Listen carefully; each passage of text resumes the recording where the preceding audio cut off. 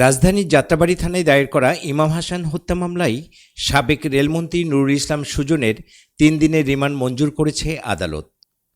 আজ মঙ্গলবার নুরুল ইসলামকে আদালতে হাজির করে পুলিশের পক্ষ থেকে 5 দিনের রিমান্ড আবেদন করা হয়। অপরদিকে রিমান্ডের নামঞ্জুর চেয়ে আসামিপক্ষের আইনজীবী আবেদন করেন।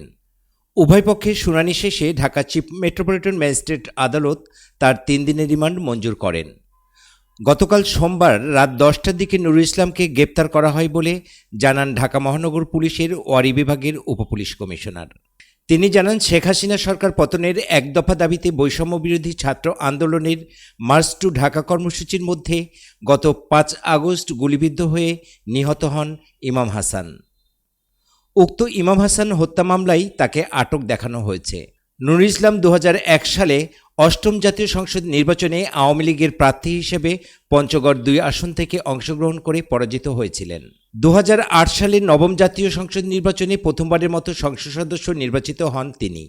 এরপর টানা 3 বার সংসদ সদস্য নির্বাচিত হওয়ার পর 2019 সালের 7 জানুয়ারি তিনি রেলমন্ত্রী হিসেবে শপথ নেন।